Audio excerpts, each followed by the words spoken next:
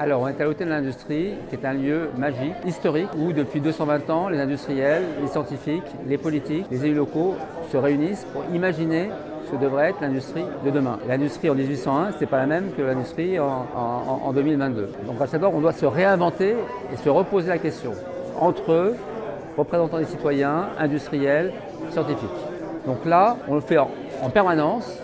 Là, il y avait urgence, parce qu'il y a une flambée des prix de l'énergie qui mettent en danger l'industrie française.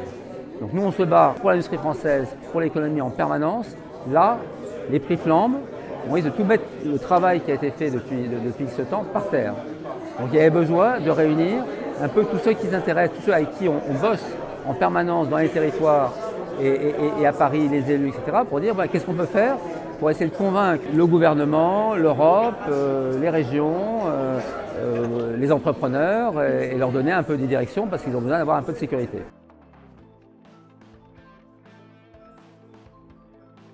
Alors on n'a pas attendu les crises, tu ne les prévois pas. C'est pas facile d'anticiper les crises. Qui aurait pu prévoir la crise en Ukraine, la crise énergétique. Donc c'est pas ça. En revanche, je pense qu'il y a les partis politiques ne jouent plus leur rôle. Le gouvernement, entre les élites et les citoyens, une sorte de désespérance. Donc il faut recréer des solidarités, recréer des collectifs, recréer une démocratie. Et ça passe, à mon avis, par des collectifs, par des associations. Ah non, mais c'est l'industrie. D'abord, pour une fois, moi je m'appelle Société d'encouragement pour l'industrie nationale. 1801, l'industrie n'existait pas. Industrie, ça veut dire industrieux. Ça veut dire créer des richesses grâce au progrès technique. Ça, c'était vrai en 1801, c'est encore vrai maintenant. Donc je crois à ça, et je crois que c'est grâce à ça qu'on peut avoir un progrès économique, social, et durable, et écologique.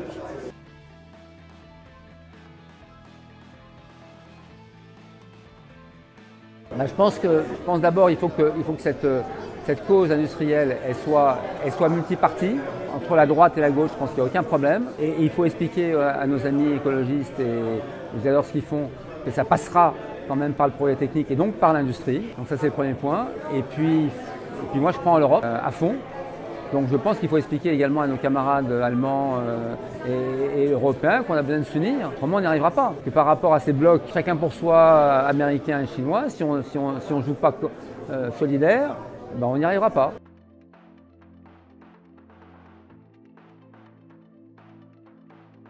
On a profité du nucléaire. Après, il y a pu y avoir des problèmes. Les problèmes peuvent être réglés par le progrès technique. Voilà, mais c'est pas pour ça qu'il faut jeter aux orties les éoliennes voilà, grâce au progrès pour regarder quelles sont les technologies les plus efficaces et les moins polluantes.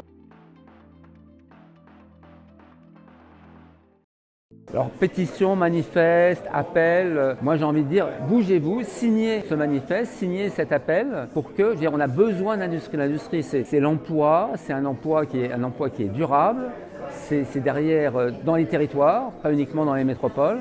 Et si on n'a pas ça, on aura des gilets jaunes dans les campagnes, et on a besoin de ça. Donc, et c'est vrai que ça a été 25-30% de notre population active, maintenant c'est plus de 10%. Grâce aux nouvelles technologies, grâce à cette révolution digitale et énergétique, on peut revenir à 20-30%. Et encore une fois, c'est ce qu'on consomme et c'est ce qui fait notre bonheur.